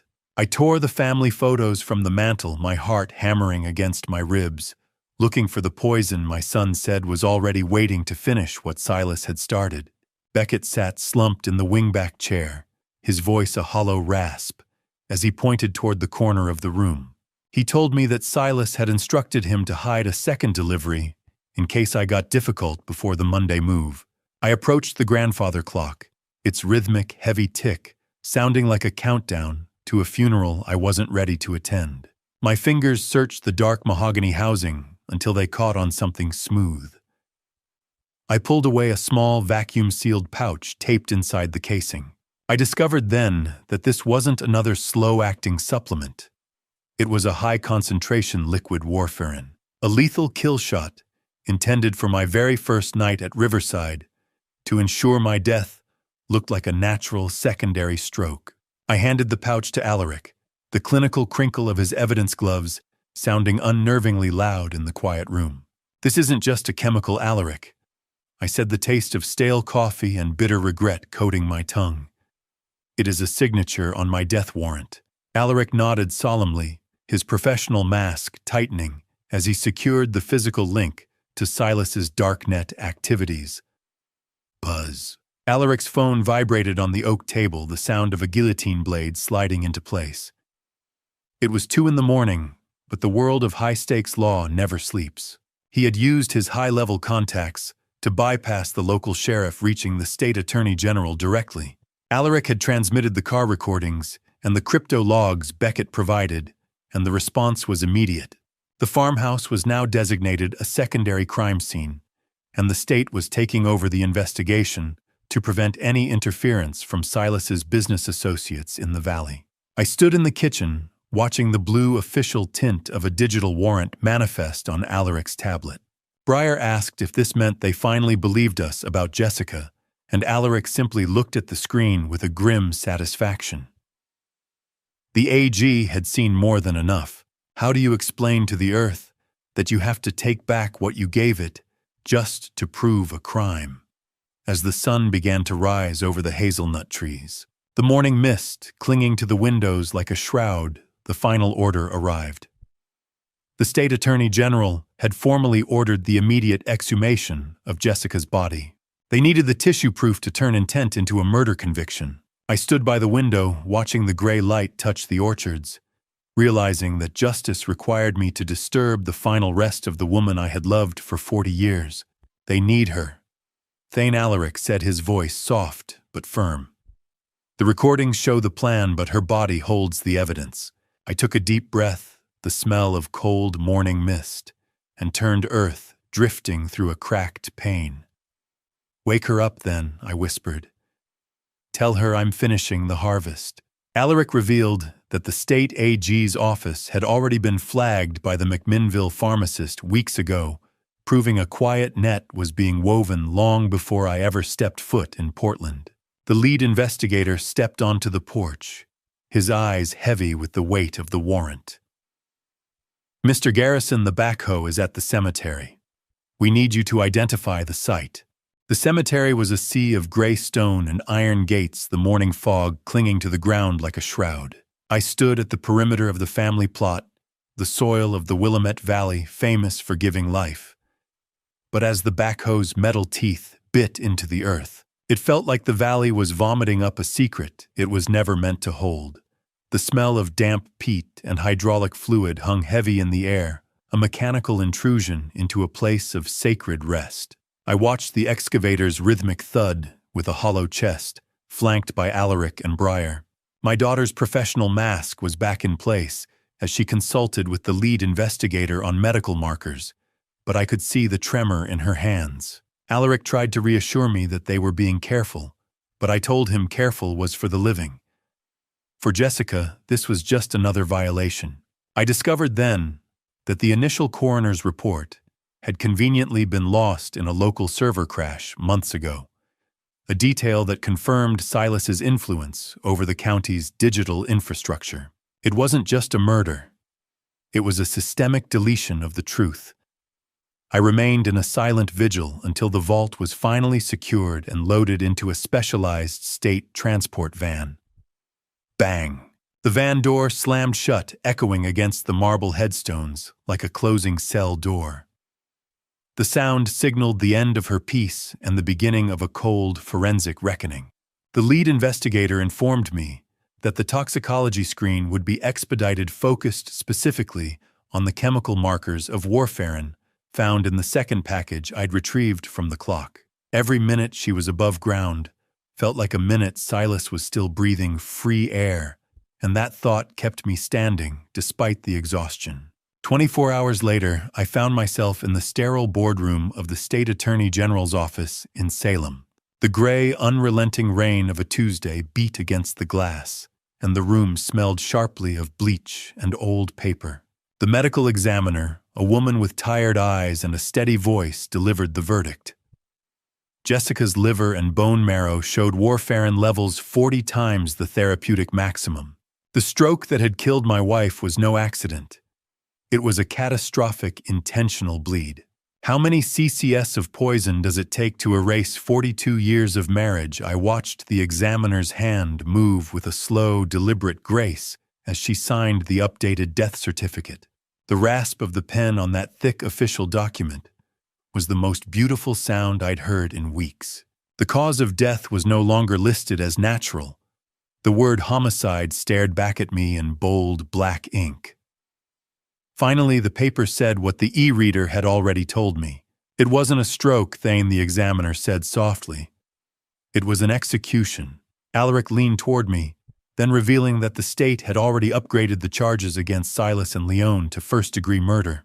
In Oregon, that meant a mandatory life sentence without the possibility of parole.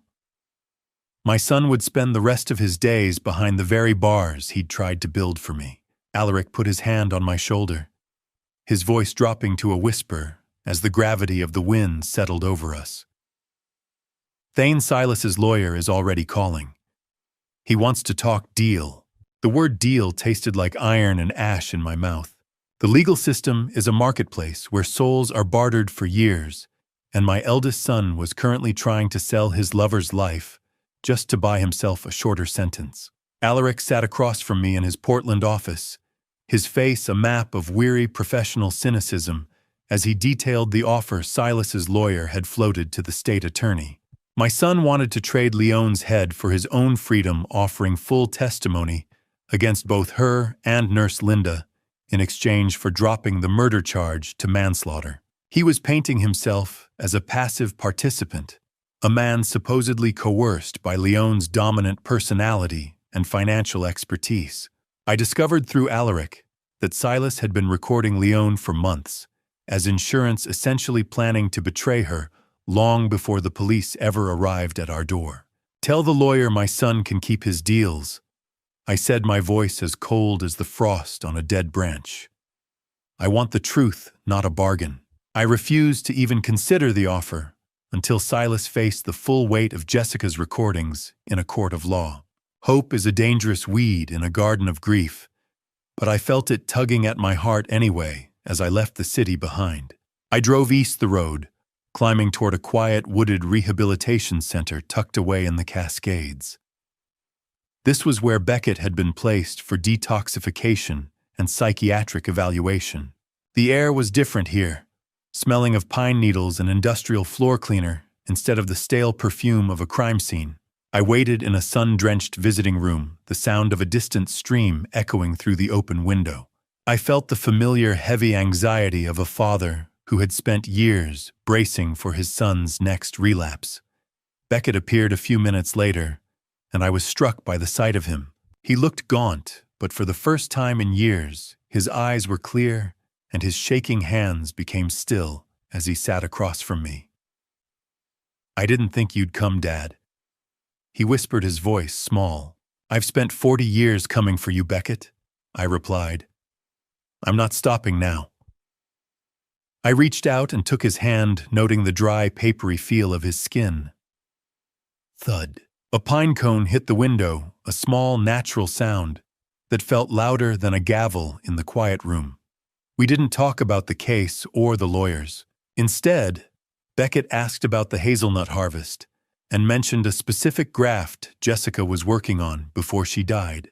Mom said the new grafts would take 3 years, he said, his gaze drifting to the mountains. I want to see them bloom. In that moment, I saw the boy who used to help me in the orchards before the pills took hold. I realized that while Silas was a rot that had reached the core, Beckett might still be harvestable. Then stay clean, Beck, I told him. The trees need a garrison to look after them. As I stood to leave, Beckett pulled me close, whispering a secret that sent a new jolt of electricity through me. He told me that Jessica had left a physical letter hidden in a hollow tree in the orchard, specifically for me to find after the legal storm passed. I walked to my truck, the cold, biting mountain air of the Cascades stinging at my lungs, and realized I wasn't going home. I was going to find that hollow tree. The orchard was a sea of twisting branches and fading light. As I stepped back onto my land, my boots finding the familiar ruts of the harvest trail, I went straight to the hollow oak we called the wedding tree. My fingers trembling as I reached into the dark cavity where Jessica had promised her final truth lay. I discovered then that the letter Beckett mentioned wasn't just a goodbye. It contained a second hidden e-reader wrapped in oilcloth, containing video footage Jessica had taken of Leon actually handling the poison vials in our own kitchen. That discovery changed everything. Fast forward to the trial where I stood in the center of the Yamhill County Courthouse, the air tasting of stale paper and high-stakes desperation.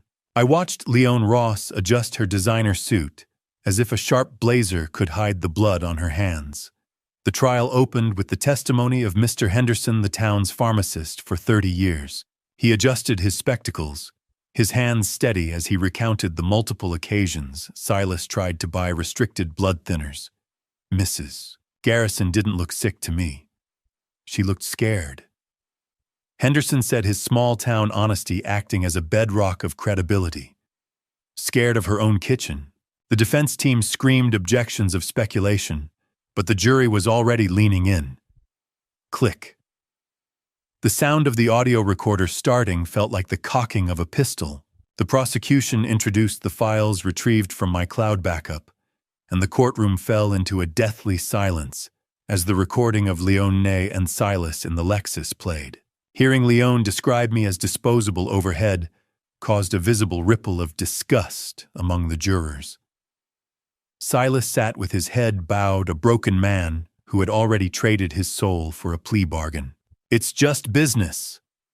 Silas Leon's voice echoed through the high-fidelity speakers vibrating the very floorboards beneath my feet. The land doesn't care who signs the deed.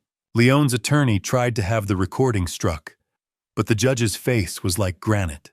How much does a human soul weigh when it's being measured in cubic centimeters of poison briar? Took the stand next as a medical expert witness, her cardiologist credentials lending undeniable weight to the toxicology report. She explained the chemical execution to the jury using simple, brutal metaphors to describe how the warfarin had slowly dissolved Jessica's vascular system from the inside out. My mother didn't have a stroke.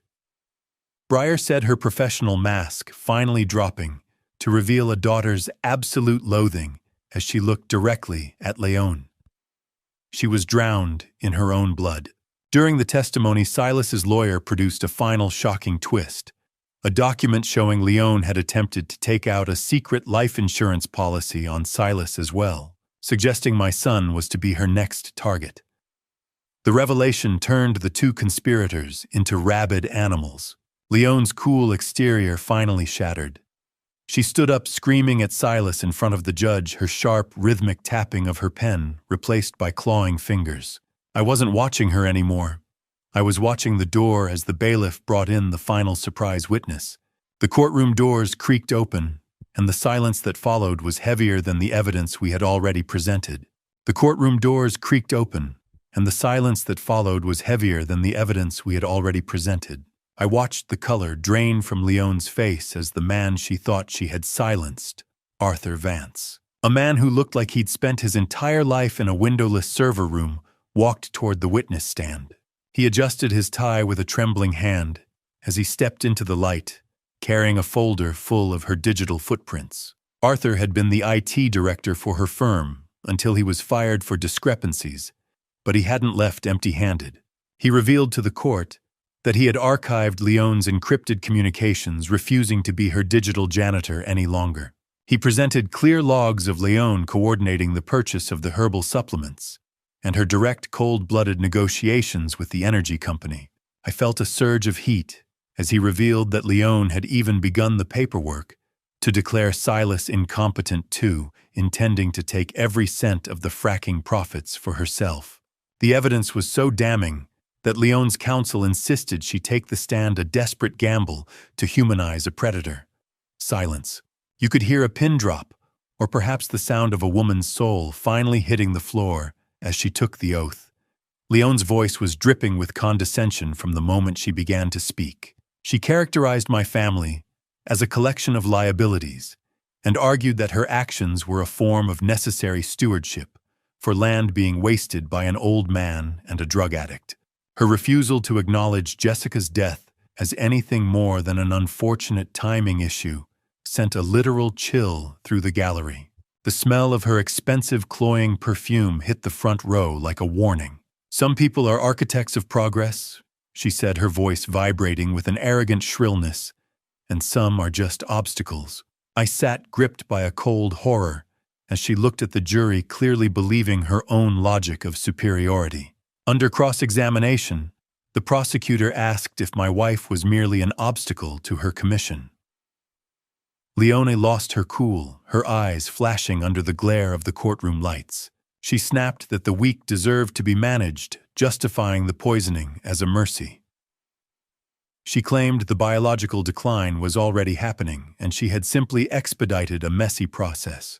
Her words were like dry ice burning cold, leaving nothing but scars and a faint chemical mist in the air. The jury stared in horrified silence, an audible gasp rippling through the room as she smiled. "I didn't kill her. I freed the land from her stagnation," she shrieked, her cool exterior finally shattered beyond repair. Leone then revealed she had hidden offshore accounts that the state hadn't found yet, taunting the court that money was the only true witness. No further questions. The prosecutor said, his voice a calm contrast to her mania. "Let the record show the defendant's own words." The judge slammed the gavel down to quiet the erupting gallery, the sharp, rhythmic crack echoing like a final judgment. Leone just looked at me and winked, a gesture so vile it made the victory feel like a fresh wound. I felt nauseated, but I didn't look away. I had watched her seal her own fate in a room full of people who finally saw the monster Jessica had died to expose. The wood of the courtroom bench felt like a church pew during a funeral, hard and unforgiving, as I watched the 12 strangers who held my family's final judgment file back into the box. I sat between Briar and Alaric, the air thick with the smell of floor wax and stale air. My daughter reached over her hand, trembling as she squeezed mine. "Whatever happens, Dad, we did it for her," she whispered. I looked ahead, my face a mask of stoic resignation. "It's not in our hands anymore, Briar," I replied. "It's in the truths." I looked across at Silas, who was shaking so violently that his water glass rattled against the defense table like a rhythmic warning. Just before the judge entered, my son tried to fire his lawyer in a last-ditch, pathetic effort to delay the proceedings, revealing the absolute desperation of a man who knew the earth was about to swallow him. The bailiff called for order, and the electric hum of the room seemed to intensify. Leone remained as still as a marble statue, her cold, unblinking stare fixed on the seal of the state of Oregon, as if she could negotiate with the wall itself. The judge asked the foreperson if a verdict had been reached. Click. The judge's gavel hit the block, a sound like a bone snapping in a quiet room, and the verdict for Silas was read first. Guilty of first-degree murder, guilty of conspiracy, and guilty of financial fraud. Silas let out a high-pitched, keening wail that echoed off the high ceilings, collapsing into his chair as if his bones had turned to water. "No," he screamed, the wet sound of his sobbing filling the hallway. "I just wanted the money. I didn't mean to kill her." Then came Leone's verdict, identical in its finality. She didn't flinch, but I saw her jaw tighten just a fraction. The judge ordered the immediate remand of the defendants into state custody pending sentencing. I watched the sharp, metallic sound of handcuffs being tightened around their wrists, a sound that carried more weight than any ledger. Their guilt was a thick, cloying fog that finally lifted, leaving only the wreckage of my life visible in the sun. As the bailiffs began to lead them away, Leone finally turned her head toward me. "You think you've won, Thane?" She hissed, her voice a poisonous needle. "You're still an old man alone in the dirt." She leaned in as she passed, whispering that she'd already filed for bankruptcy to ensure my family would spend years fighting for the fracking rights in probate court. It was a final parting bite from a dying snake. I watched Silas being let out, his face buried in his hands, while Leone walked with her chin tilted up, refusing to admit defeat, even as the steel doors waited for her. I felt a sudden sharp clarity. The legal battle was won, but the house I was returning to was still empty. I walked out of the courthouse into the fading light, the orange glow of the sunset hitting the steps and casting long, jagged shadows. I reached my truck, my keys heavy in my pocket, but I didn't get in. Arthur Vance was waiting by the door with a man I didn't recognize, a man holding a federal badge that caught the last of the sun. The federal agent didn't look like a man interested in small-town justice. He looked like a man interested in the millions of dollars currently moving through Leone's offshore accounts. I stood on the courthouse steps, the federal agent's shadow stretching long across the pavement, realizing that while the state had taken my family's killers, the government was coming for their money. Agent Miller, a man with a suit as gray as his eyes and a federal badge that felt heavier than the law itself, stood waiting at my truck. He explained that Leone's consulting firm was merely a front for a multi-state racketeering operation involving fraudulent energy leases. I discovered then that Miller's presence had actually been requested by Alaric months ago.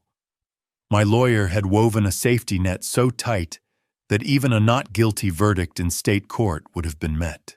With immediate federal shackles, Arthur Vance stood beside him, revealing he had been a federal informant for weeks, providing the digital breadcrumbs needed to freeze the offshore accounts Leone had so arrogantly bragged about. "Does this mean she won't have a penny left for an appeal?" I asked, feeling a calculated satisfaction wash over me. Miller simply nodded, noting that they were not there for the murder, but for the paper trail that allowed it. The energy company was about to be dismantled, piece by crooked piece. A month later, I returned for the final reckoning. The courtroom was packed for the sentencing phase, the air thick with the smell of old paper and heavy wood. Breyer and Beckett sat on either side of me, a fractured but unified front against the darkness. Before I hear the judge decide their permanent fate, I want to know if you're still watching this unfold with me. Comment justice or mercy and add a short reason why, so I can see how you're reading this final chapter. Please note what follows contains recreated details for narrative purposes to convey the core message. If this crosses your comfort line, you're free to exit now. Nurse Miller was sentenced first. She received 15 years for elder abuse and conspiracy, her professional license permanently revoked. She tried to apologize, her voice a pathetic whimper, but I refused to look at her, focusing instead on the deep grain of the oak bench. "You violated the most sacred trust a caregiver has," the judge declared, her words cutting through the sterile silence. Thud. The judge's gavel fell for the last time, a period at the end of a very long, dark sentence. She saved her harshest words for Silas and Leone, citing the premeditated and cannibalistic nature of their betrayal. She sentenced both to life imprisonment without the possibility of parole. Silas had to be physically carried from the room, his spirit completely broken, and his keening wails echoing through the gallery. Leone was led out in transport chains, the metallic jangle marking her rhythm as she avoided my gaze. As Silas was dragged past, a final realization struck me like a physical blow. The second package of poison hadn't been a backup for him to use. Leone had planted it to kill Silas too, intending to remove the last witness to her greed. He had been a victim in her eyes all along, a tool to be discarded once the harvest was in. Justice isn't a warm blanket. It's a cold, hard floor that you finally stop falling through. I walked out of the courtroom, the cold wind of the parking lot tasting like a promise of peace. Suddenly, my phone buzzed in my pocket. It was a message from Alaric. The feds found the physical assets. You need to come to the office. I stood on the courthouse steps, the federal agent's shadow stretching long across the pavement, realizing that while the state had taken my family's killers, the government was coming for their money. Agent Miller, a man with a suit as gray as his eyes and a federal badge that felt heavier than the law itself, stood waiting at my truck. He explained that Leone's consulting firm was merely a front for a multi-state racketeering operation involving fraudulent energy leases. I discovered then that Miller's presence had actually been requested by Alaric months ago. My lawyer had woven a safety net so tight that even a not guilty verdict in state court would have been met with immediate federal shackles. Arthur Vance stood beside him, revealing he had been a federal informant for weeks, providing the digital breadcrumbs needed to freeze the offshore accounts Leone had so arrogantly bragged about. Does this mean she won't have a penny left for an appeal? I asked, feeling a calculated satisfaction wash over me. Miller simply nodded, noting that they were not there for the murder, but for the paper trail that allowed it. The energy company was about to be dismantled piece by crooked piece. A month later, I returned for the final reckoning. The courtroom was packed for the sentencing phase, the air thick with the smell of old paper and heavy wood. Breyer and Beckett sat on either side of me, a fractured but unified front against the darkness. Before I hear the judge decide their permanent fate, I want to know if you're still watching this unfold with me. Comment justice or mercy and add a short reason why, so I can see how you're reading this final chapter. Please note what follows contains recreated details for narrative purposes to convey the core message. If this crosses your comfort line, you're free to exit now. Nurse Miller was sentenced first. She received 15 years for elder abuse and conspiracy, her professional license permanently revoked. She tried to apologize, her voice a pathetic whimper, but I refused to look at her, focusing instead on the deep grain of the oak bench. You violated the most sacred trust a caregiver has, the judge declared, her words cutting through the sterile silence. Thud.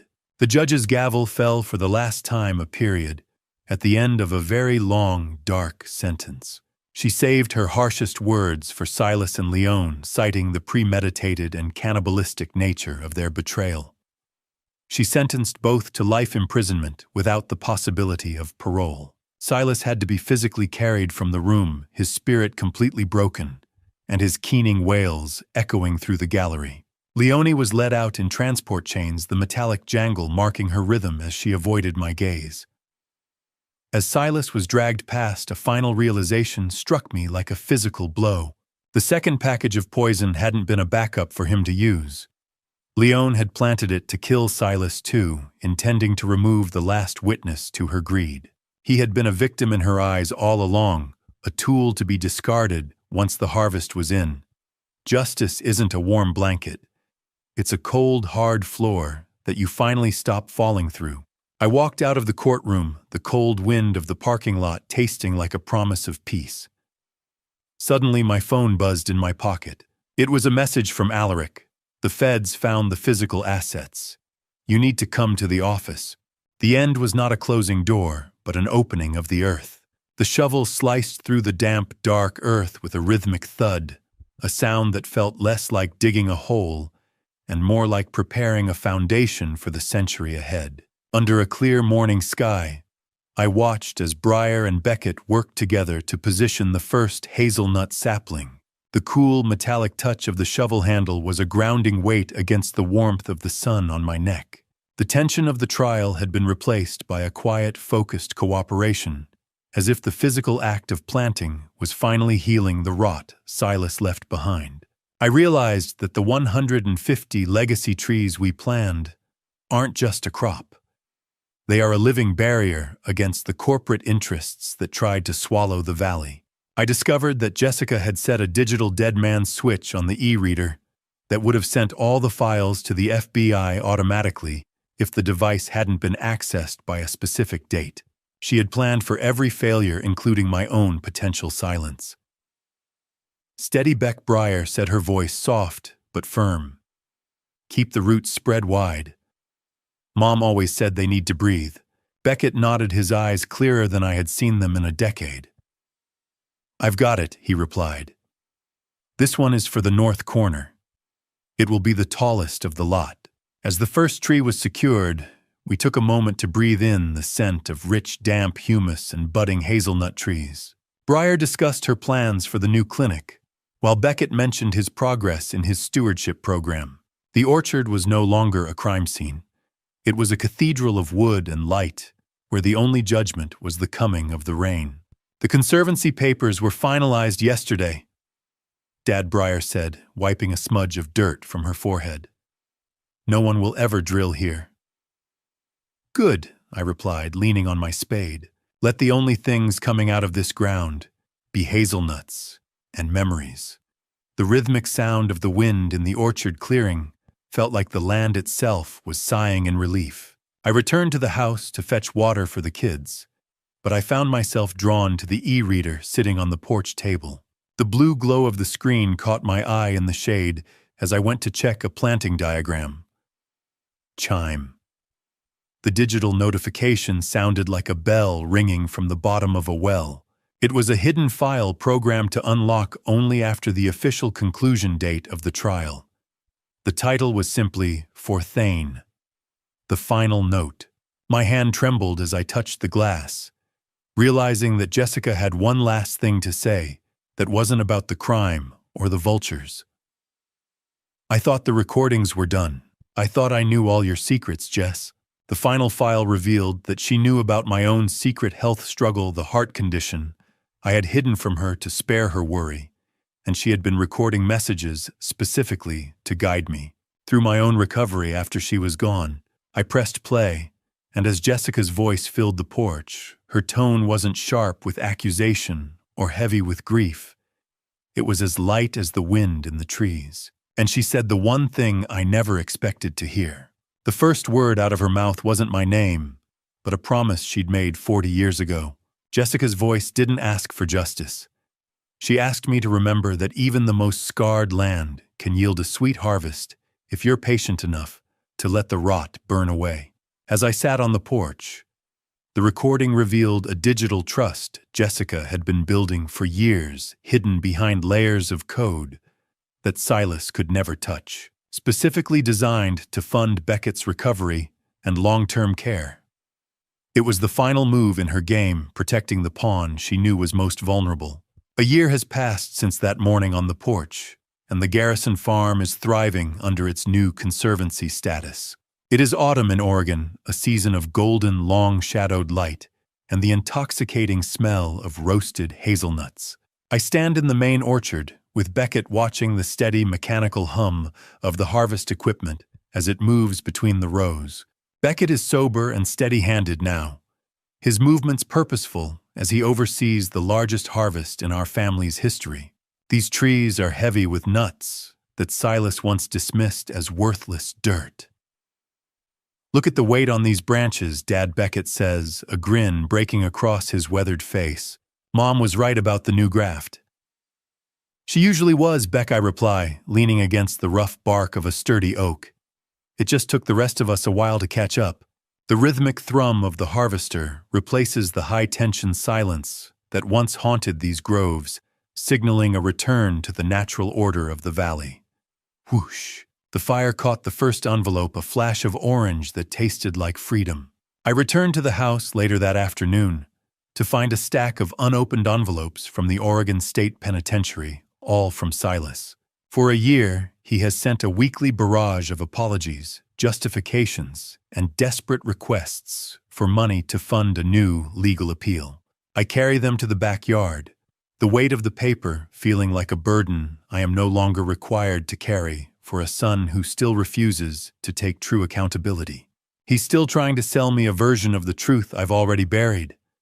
Some seeds are just too rotten to ever take root again.